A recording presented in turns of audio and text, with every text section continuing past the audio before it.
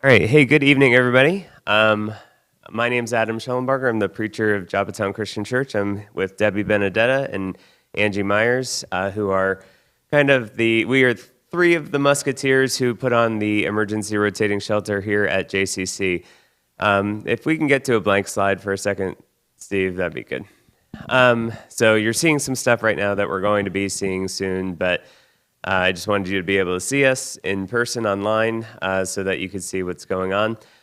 We are going to be hosting at least 2 weeks of the emergency rotating shelter at the Joppatown Christian Church building, and so we would like to go through and tell our volunteers what to expect, how to get involved, what we need, because at the end of the day, our church is small but mighty, but it's a lot easier to do this thing when we have a lot of help. So if we can go back to the beginning, we have 4 major objectives that we try to follow when we do the shelter.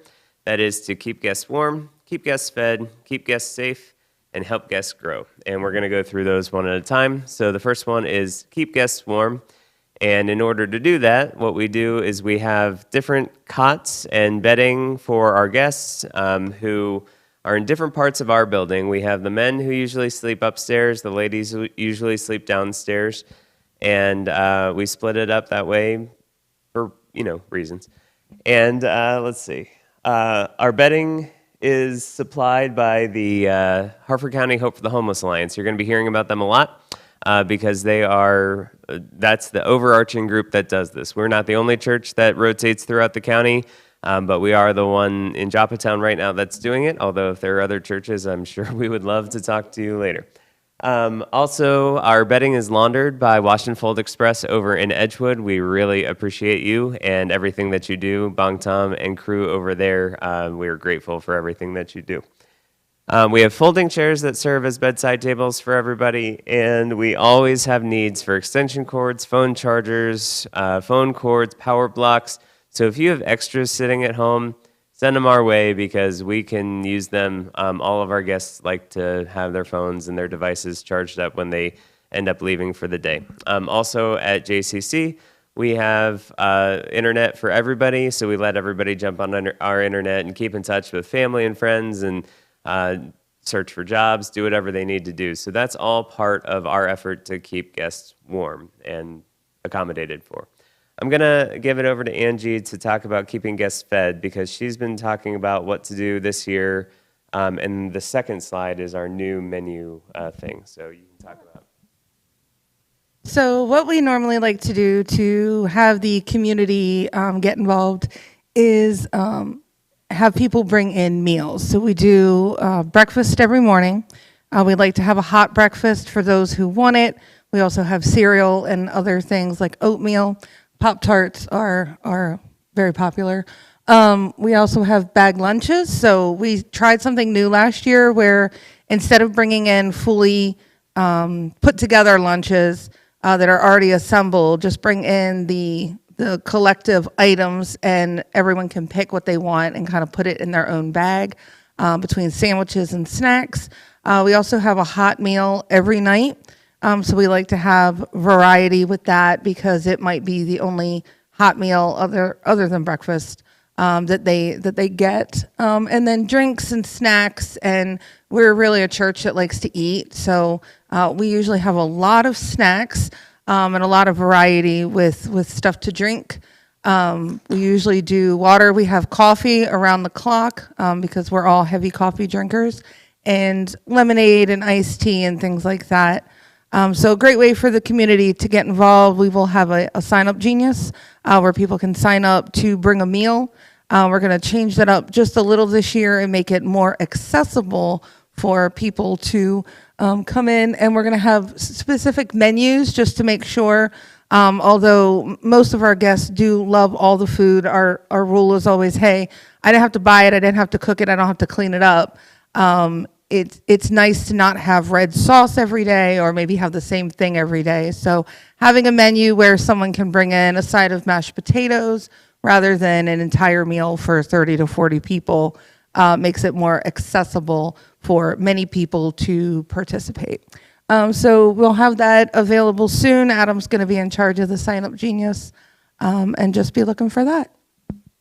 Yeah. So with the menu idea, our goal is to, I think we're trying to go under 3 bottles of Tums for the, yeah. So we're just trying to think about our guests. And what that's going to look like, just as far as we haven't conceived of everything yet, but we're going to have different things where you can sign up, not necessarily for the full meal, but you can sign up for parts of it. So we might say, like, we need mashed potatoes to feed 40 people. And if you can only do mashed potatoes, you don't want to do mashed potatoes and meat and vegetable and whatever, then that might be something where you could sign up just to do mashed potatoes for 40 people or something like that. The goal is to try to spread the work around, and there are also opportunities that we have where we can pull things in from some people have donated stuff. We have a little bit of cooking equipment downstairs. We use a lot of crock pots and things like that. So if you're wanting to be part of this, but maybe not, the best cook or something like that, get in touch with us and we'll tell you what ways that you can do that. All right, the next thing that we're going to talk about is keeping our guests safe. And this is something that's very important, obviously, for all of us, but it's very important for our guests especially. We want to make sure that everybody knows that this is a place that they can be. We have a picture up here of a cat named Snuggles, and she was one of our guest cats a couple years ago, and one of the ways that we were able to keep her safe was we were able to keep Snuggles close by. And in fact, she lived in our building for a while. So that's something that we've done in the past, but the goal is to keep everybody safe, and that includes checking everybody in, making sure that everything is situated. So I'm going to turn that over to Debbie, because that's one of the things that she does really well, is make sure that we don't have anything in the shelter that's not supposed to be. So when our guests arrive at the building, they come in through one door. Usually they're carrying a backpack or some bags of stuff, and they empty everything out and show us what they have.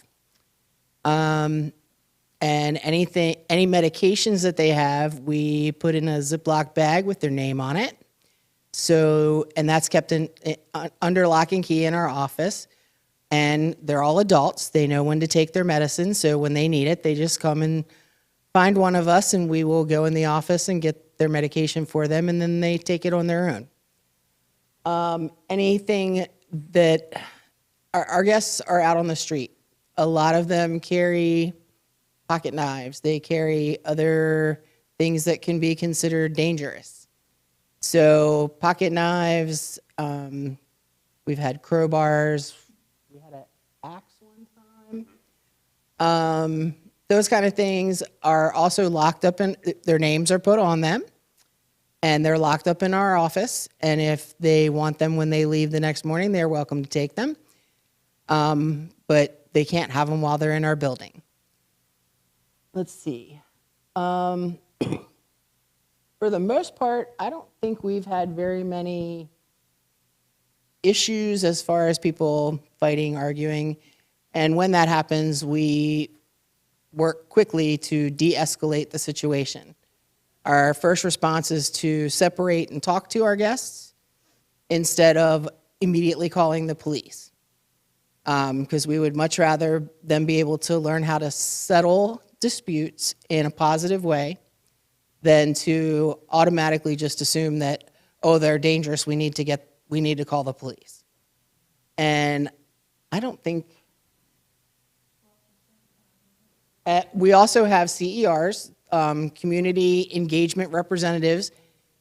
This year, one male and one female will be at each shelter overnight. And they are trained in mental health. They are trained in de-escalation. They are trained in CPR and first aid. So all that is going to go into play this year as well.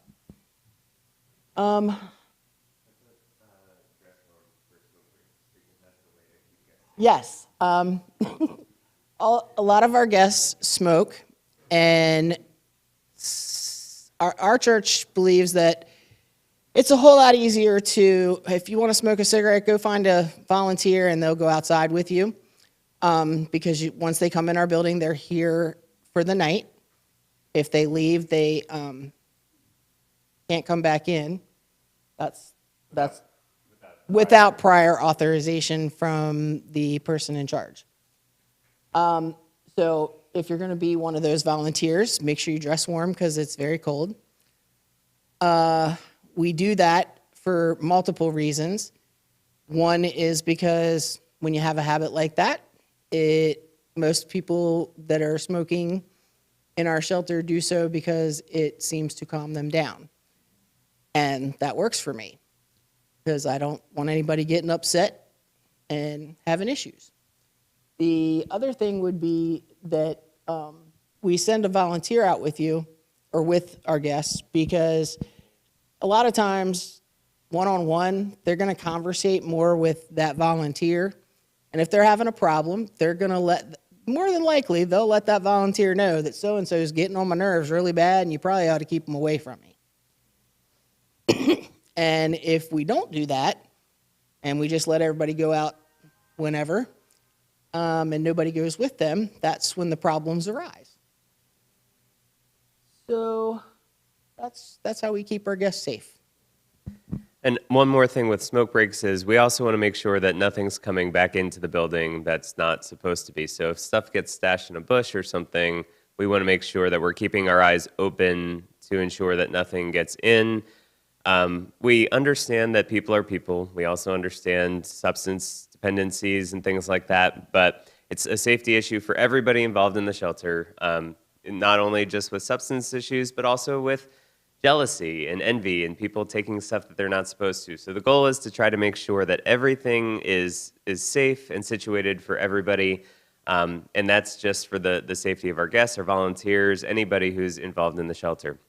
The other thing that we do to keep guests safe, and this is very important because this is something that we tell our guests on day one of every shelter and repeat it several times through, but we also have this rule kind of for our volunteers. We basically say that we have all of the rules can be summed up by respecting yourself and respecting others. And for our volunteers, we want you to know that we want to treat people like people. The goal is to make sure that people feel like they are humans who are maybe down on their luck, not animals in a zoo or anything like that. That's not, that's not always the way that people have felt going through a rotating shelter. It's a hard thing. People have been through very hard things. And so the goal is to try to understand that most of us are 1 or 2 paychecks away from being in that situation ourselves. There are a lot of people who are going through really tough times. Everybody's cooped up all together all winter, going from place to place. A lot of times you're going to one church and you're under one set of rules and one circumstance of where you're sleeping and stuff like that. And then the next week, everything gets uprooted. And it's just a very hard thing. So the goal is to try to make sure that we're all trying to respect ourselves, respect others, and make sure that everybody is just doing the best that we can to get through a really tough situation. And our attitudes can go a really long way to making that more palatable for everybody. All right. We also want to help our guests grow. And this is important to us especially because we've seen people who have been in our shelter for a year and then we don't see them for a while, but then they might come back or they're 2 years in a row. It's not often, but it does happen. And so one of the things that we want to do is we want to make sure that we're taking the time to learn why our guests are with us, what has gotten them in the situation, and if there's anything that we can do to help them get out of that situation. We've been successful on some accounts, and some, we don't have success all the time, but we really do want to make sure that if we're not successful, we are trying our best and trying to make sure that we're doing our part to help people not only to have a safe time, but also maybe potentially get out of this situation and on to bigger and better things. Success for us means that we may never see these people ever again, and that's okay. Even though we like them, we may not get to see them. However, there is a special subset of people that we do get to see again, and some of them we even like, and some of them are here tonight.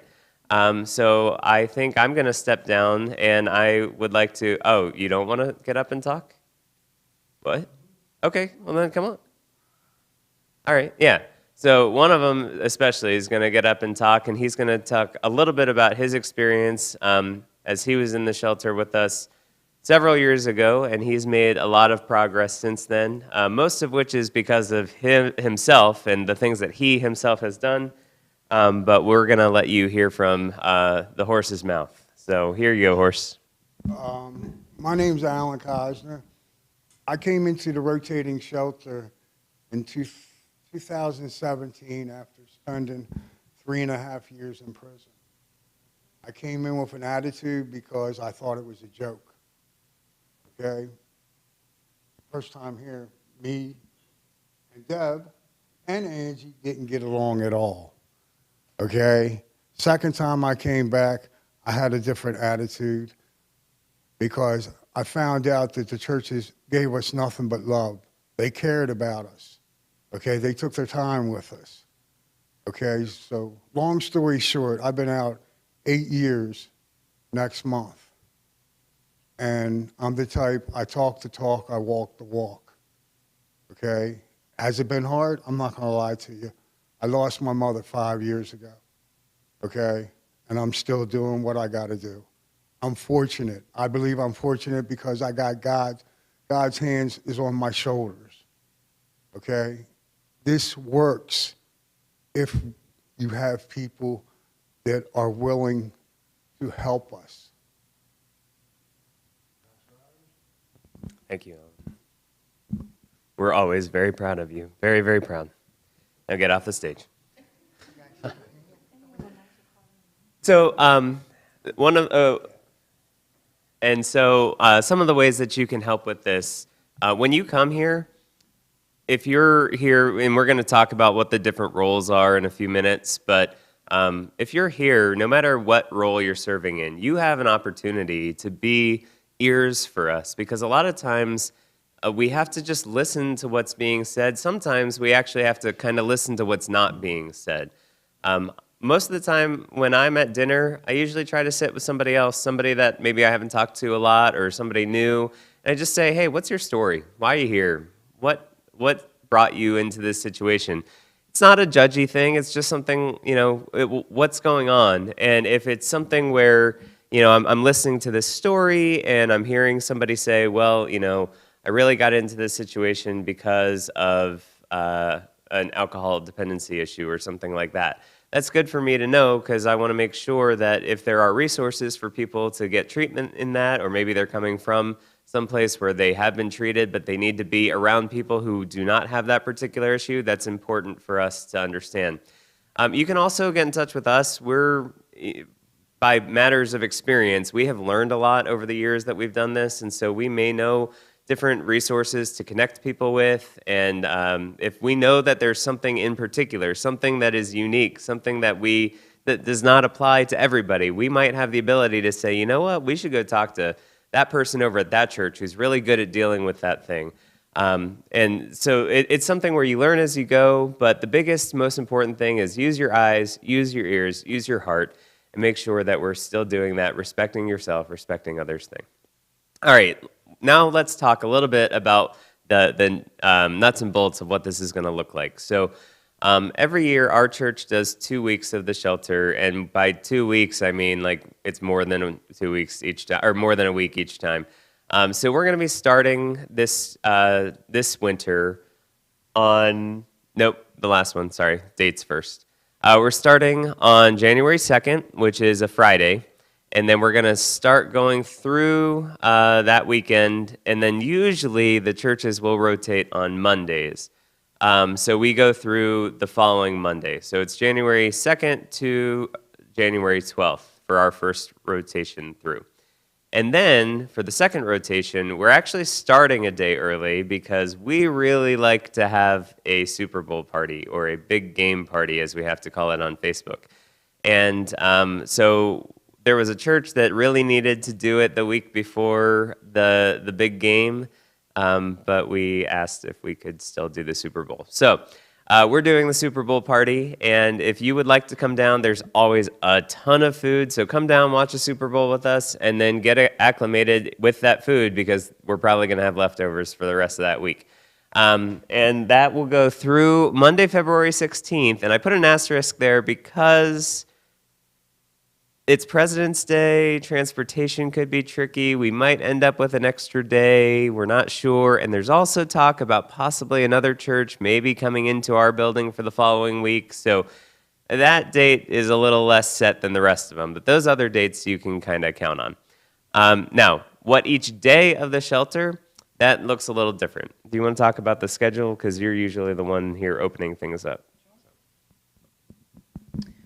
So usually in the morning, we have overnight volunteers that are here. We have our security, our CERs, community engagement representatives, and we have we make coffee at 6 a.m. 6 a.m., 6:15 is when we call everyone to get up in the morning. We're a little bit flexible here. I know most churches in the rotation last year were very flexible because we have some very early risers. As someone myself who goes to bed at 2 a.m. and would rather sleep until noon, that's super early. But we will get up and make coffee. We'll have people that'll sit downstairs and they're quiet and they do their quiet time and they have coffee. Generally 7 a.m. we have breakfast. So if people want to come in and help serve, and we will have those sign-ups for the breakfast for people to bring it in. And then by 8 a.m., everyone leaves the building. So the guests leave. We have some volunteers that stay behind, clean the bathrooms up, freshen things up if we need to vacuum, things like that. 4 p.m. is really when the shelter starts. So the very first day and then the rest of the week, that's when everyone comes in for the evening. They have a security check at the door, as Debbie said. We go through everyone's things. We're very friendly when we do that because it does feel a little intrusive, but it's for everyone's benefit. And then around 6 o'clock, 6-ish, we have dinner. So we usually try to have everything prepped and ready to go. And everyone sits down. We have grace, we say grace, and then everyone sits down and has a meal together. After that, guests are pretty free to do what they want. We like to hang out and play games. If you like to play board games, we love to play cards. We learned some new card games last year from some of our guests that my family is still playing. And board games, we watch TV together. Our church has couches usually down in our fellowship hall. And then it's about, I want to say 10 o'clock is lights out. So that's when everybody goes to bed, need to be quiet, turn their devices off, and just kind of settle in for the evening. And then some of us, at least here at JCC, we're down there cleaning the kitchen, cleaning things up. But we always have coffee all night long. If someone needs to get up in the middle of the night, if they want a snack in the middle of the night, they can come out, have a snack, go back to bed. So like Adam said, it's not like they're not here to like be in jail. Like they're regular folk. It's supposed to be home away from home. But the schedule does kind of stay the same. And then on Sundays, they're with us all day long. So they're welcome to come to church with us. They're not required to do so. And then we have a nice lunch together. And then we have all afternoon to kind of play games or watch sports or do those things. And it does say our service is at 10:15, and that we will have downstairs in our fellowship hall because the gentlemen will actually be sleeping in our sanctuary. But it's a lovely time. It's nice to have. We've had people from the community, other churches. They come in and volunteer that help us out. It's a great way to know the guests. We have people from other churches that are in the shelter that come in to kind of get to know the guests before they go to the next church. So it's always a lot of fun. It sounds kind of dry just saying it like this, but we have a really good time. And one correction to that, we do watch sports on Sunday, but on Sunday the 15th of February, we are also going to be watching the Daytona 500. That doesn't count as sports, but we are going to be doing that. So here's how you can help. We have lots of different opportunities for you. There's lots of different ways to do it. And all of this information is available at joppatown.church/shelter. and it's available pretty much all year round. So you can go and look through all of these definitions later, but we're just going to give you some quick hits down here. We have fun volunteers. Those are people who just come and have fun. That's the goal. We have overnight volunteers, so if you feel like staying overnight, you are welcome to. We also, this year, will have more community engagement representatives staying overnight, so that is not as big of a need as it has been in the past, but if you would like to do that, we are not going to turn you away. The next one up is breakfast helpers. These are my favorite people because if you get up early so that I don't have to, I will love you forever. A lot of those people will put on coffee. They might heat up a breakfast casserole. They'll get things going in the morning so that our guests can get ready for their day and out at 8 a.m. to go to wherever they need to go to. And by the way, that is something that is kind of to remain consistent throughout Harford County. The emergency shelter in Bell Camp also requires that guests leave at 8 a.m. So that's one of the reasons that we, as our alliance, we try to do that too, just so that that's something that's consistent for everybody, and it's not like one shelter's better or worse than the other or anything like that.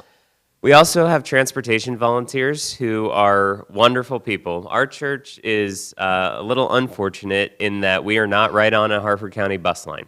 And because we're not on a bus line, that means that our guests can't use the bus to get here or leave from here. So those volunteers, and we have two who are just rock stars, Terry and Charlotte, and anybody else can be a rock star with them. What we usually do is around 4:30, we'll be down at Redner's and we'll be picking people up. I think 4:53 is technically the normal pickup for everybody. Redner's to get down here, and then once they get from Redner's to here, they're good.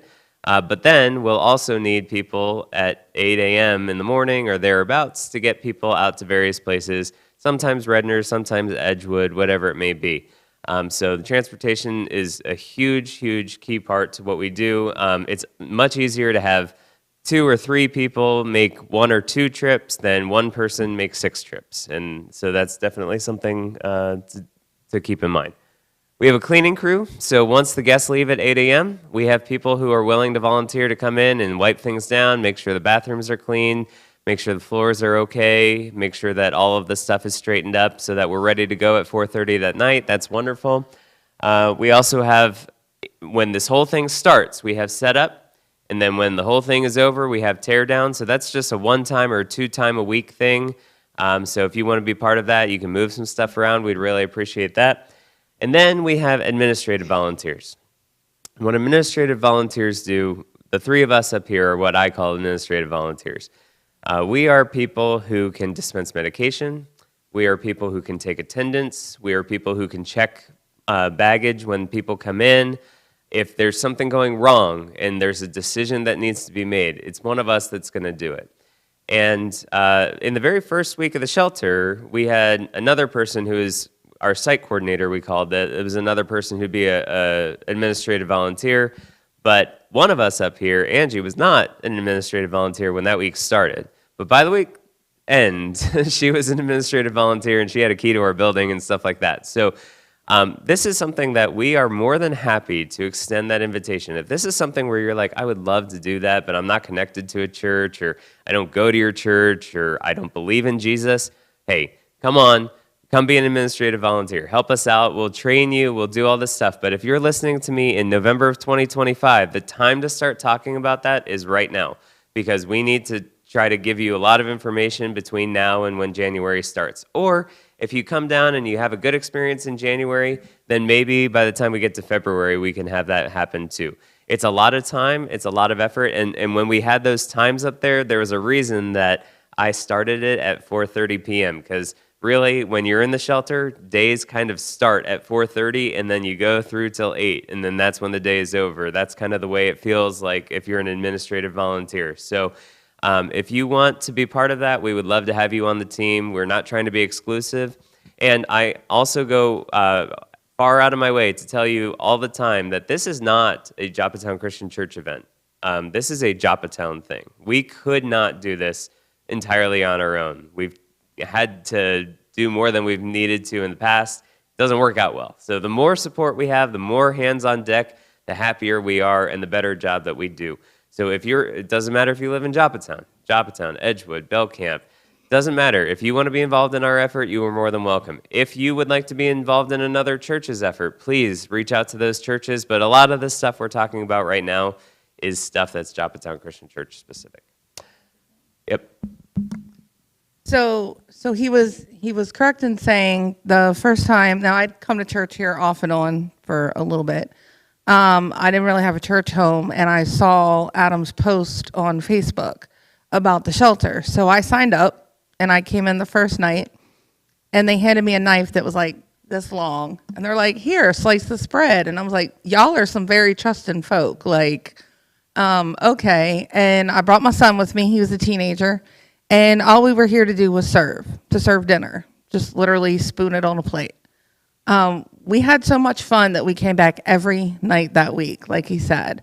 And we made friends. We made friends with the people in the church, but we also made friends with the people in the shelter. We still talk to some of those people. We have people from this season, I like to call them seasons, and we're friends with them. We're Facebook friends. We text each other. We call each other. We support each other. Because I would say at least half of them they're not homeless anymore. They have jobs and apartments, and some of them have vehicles, and some of them live in motorhomes even, and they have places to go now, and we've become family. So it's definitely a rewarding experience. You don't have to be, like Adam said, you don't have to be a member of the church, but if you're a member of the community, anywhere that you are, you're always welcome to come and help. And I can say from experience, you'll be treated like you're part of the family from the moment that you come in. Okay, so another way that you can help, as we've already covered, is making a meal. So if you would like to make a meal, we would love for that to happen. Like we said, this year's going to look a little different just because we're going to try to spread some things out, make sure there's not too many tomato-based dishes all at one time. But if you have a dish that you're like, oh, this is my famous whatever, please let us know about that too. We had one last year that we still talk about it sometimes, and it's like ham. I don't even know. It's just this concoction. Yeah, the ham and beans. It just kind of got thrown our way. It doesn't look like the most appetizing thing, but it really is the most appetizing thing. Yeah, she's our transportation volunteer / ham and beans person. So please let us know if you have anything like that you want to contribute. But we're gonna just try to make sure that the calendar works out. We can have some flexibility with that, so get in touch with us if that's something that you want to do. Some people don't want to be here; they want to just give financially, and that's we're not going to turn that down either. It's not something that we do this for the money. We don't actually get very much money at all as a church. I thought we got some utility money last year. Oh, I know. Yeah, there's like a small utility stipend, but we try to give a lot, and so there's a lot more need than we get any kind of compensation back for. So if you would like to be a part of the solution for that, our utility bills go sky high when we host the shelter. And we also have the water bill goes really high. We have to have the heat on a lot more than we usually do throughout the week. So there's a lot of different things that just take up a little money here and there. And then there's almost always some emergency that one of our guests has, like we needed to tow a car last year, and then we needed to fix a car last year, and we still have some cars on our parking lot from last year. So if you want to be a part of that, then that's a great way to do that. There are options on I sent you to our church's giving page, but there are options that you can designate stuff specifically for the shelter, especially if you use that church track option. But if you're using PayPal or something like that, please let us know and write in the memo line, this is for the shelter efforts. And also, if you send a check, that's for the shelter efforts. If you do send a check, make sure it goes to our P.O. box, because we don't have a mailbox here. All right, and P.O. Box 489. It's on the website. Okay. We also have ways that you can help where you don't have to be here. And there's a lot of different things that you can do, including taking people to appointments and stuff like that. So I'm going to turn this over to Debbie because she's one of our greatest off-site assets.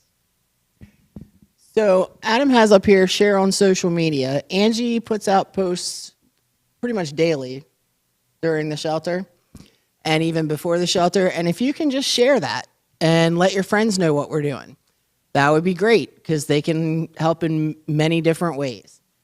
Adam was saying about people that live in Joppatown, Edgewood, and Belcamp. We have volunteers that come from Forest Hill, from Havre de Grace, Baltimore, all the way, and some of them come every night. You can collect toiletries and clothes for our guests. Preferably, toiletries be the travel pack kind. But toothbrushes, washcloths, toothpaste, deodorant. Angie will put a list out. Occasionally, we have guests that have pets, and they won't come in the shelter because they can't bring their pets. If we have a situation like that, and we have in the past, if you can house a pet, foster that pet for 3 months so that person can be in the shelter for 3 months and be warm, and their pet can be in a house and be warm as well and well taken care of. Occasionally, our guests need help with laundry, fixing clothes, showers. We don't have showers here at our church. I don't think I think only 2 of the churches have showers that I know of. The Epicenter offers showers, but it's only 2 days a week, and it's a set time. Is it all week? Oh, sorry. Last year I thought it was only 2 days. But they need, a lot of our guests don't have transportation. They depend on public transportation. They need rides to work. They need rides home from work. They need to go to a doctor's appointment. They need to go see their therapist, whatever. Those are needs Angie will put them out there, and if you can fill that need, that would be great. Another way you can help is being an advocate. A lot of our people need help filling out forms. They need help applying for social services. A lot of times they go to those places and they're handed a form, and some of them don't know how to read, some of them don't know how to write, and they're already down on their luck. The last thing they want to tell these people that are handing that to them is, I can't read this, I can't fill this out, I don't know how to write. So what happens to those papers? They get thrown in the trash can on the way out the door because they didn't help them. When our guests come to us, they literally get a tote to put their belongings in, and that's what they have. They have a tote. All of their belongings go in that tote, and that tote sits beside their cot. They have a tote, blankets, and a pillow, and that's it. So sometimes it's hard for them to open up, and I disagree with asking them what their story is and how they got here, because most of them are offended by that. So, Adam can do it because he's the preacher, but that's not what I do. When you talk to them, ask them how you can help. What do you need? That speaks to their heart. You don't have to know their story. I don't have to know where you came from or how you got here. It just happened. I need to know how I can help you get out of here. And then look for those ways that you can help. And if it's something that you can't help with, let one of us know, and we'll point them in the right direction or take them. I'm a big one of taking people wherever they need to go. So let me know. But those are things that you can do that you're not having to be here in the building to help do. You can give to the list of things that are needed. You can house sit pets. You can do odd jobs like laundry or sewing. A lot of times clothes need to be mended. A lot of times it's a simple thing of they need a pair of shoes. We had a guest that needed a pair of work boots for work. Angie, yeah, Angie put it out there. Yeah, no, actually, it was one that I did this time. Yeah, because somebody came in, he talked to me, and he said, I have a job. I can start tomorrow at 4 a.m., but I don't have steel-toed boots. And I was like, well, okay. And we had already spent hundreds of dollars that week, and we were just tapped out. We couldn't do anything else. And so I just got on my personal Facebook page, or maybe Joppatown Online Community from my personal page, and I just said, we're at the shelter. There's somebody who needs steel-toed boots, size 10 and a half. If anybody has an old pair in your closet, could you just please bring them down if you don't use them anymore? This would change somebody's life, potentially. And I left the shelter, and I went to play trivia at a bar and just kind of took the night off. And I got a text in the middle of the trivia game, and somebody was like, what are these steel-toed boots for? Because I had forgotten to tell anybody else what this whole thing was about. And I was like, oh, somebody brought steel-toed boots already? It was like not even 75 minutes. And I was like, okay, yeah, they're for this guy, and he's starting a job tomorrow. Tell him that they're for him. And when I got back to the shelter, I found out that there was somebody in Joppatown who doesn't go to our church or doesn't live in Joppatown anymore either, but he saw the post within like 2 minutes of me posting it. He got up, he went to Walmart, he bought the boots, and he brought them to the shelter. So it's stuff like that where, we do a lot here, but there's so much more that can be done when we're all on the same team. And so with that in mind, let's talk about some of the bigger things that you can think about. For us, we're church, and so I would say one of the things that we do all the time is pray. If you're the praying type, please pray. You can start right now. We're going to need that prayer going into the shelter time. But also, we have some other things that we're willing to do. And this is still something that I get in trouble for, but the room that we're in right now, we had a bunch of pews in this room. And then one day, we just had 40 people coming to us, and we didn't plan for 40. We were told we're not going to have 40. And then all of a sudden we were going to have 40, and somebody was like, we got to get rid of these pews for right now. So we stacked them up on the stage, and so now we have chairs in this room so that we can more easily accommodate the shelter, and we can get this room situated very quickly. And if there was an emergency, we could make everything happen. And so it's not necessarily something that everybody here wanted to happen, but it's something that we said, you know what, it's more important to help these people than it is to have some of our creature comforts. And what this means is there are ways for us all to think big. And it may not be something that you have to do in your personal life, but maybe you just have an idea. Hey, Joppatown Christian Church, have you ever thought about X, Y, or Z? Maybe we haven't. And if we haven't, and it's a great idea, I think we'd like to see it come into fruition. Angie has done a great job. She made a whole proposal. I didn't know this when I started as the preacher here 12 years ago, but our other side of the building where the hall is apparently was planned to have a second story at some point. That's just never happened for us. But she said, hey, if the county is willing to put up another homeless shelter, let's just make that a shelter, and let's just solve another huge chunk of this problem that the county has. There's no idea that is too big or too crazy to float. And maybe it'll work, maybe it won't, but if it does work, man, it could be something awesome. So if you have ideas, if you come to the shelter and you get inspired, please don't just think, oh, that's a dumb idea, nobody's going to go for it. Dumb ideas are awesome ideas, and we can potentially put them into practice. So with that, that's all that we have prepared for tonight. Are there any questions or comments from the Peanut Gallery? Is there anything online? Nothing online? Okay. Well, if you do have any questions in the future, and you go to that blank slide if you want to, Steve. Thank you, Steve, who's in the back running our presentation as well. But if there's any questions that you do have, please feel free to get in touch with us online. My contact information is on our website. You can write to office@joppatown.church. That'll get to us eventually. We have a feedback form on our website. That's a great way of signaling to me. That comes directly to me, and then I send it out to whoever needs to go to. So that's kind of our switchboard thing.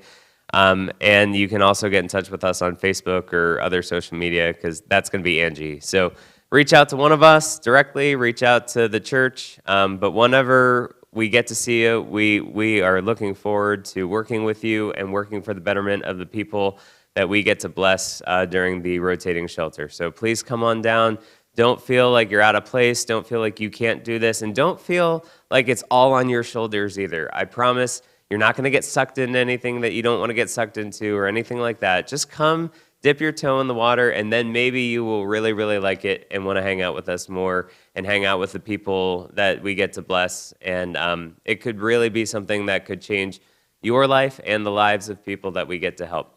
And the other thing that I'll say, just to close this out, is we have, throughout the shelter, we have 30, 40 people who come through our doors.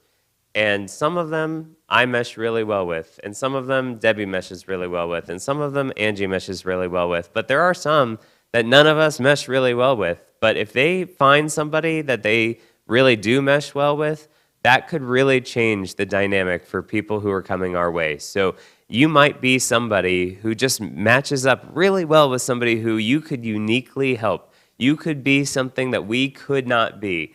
So we can do the very best that we can, but if we don't have you, we're lesser because you're not here with us. So please consider this. Come on down on January 2nd, starting around 4:30, 5 o'clock. Come down and eat dinner with us. We'd love to see you there. And get in touch with us if you have any questions. And thanks for watching. Good night.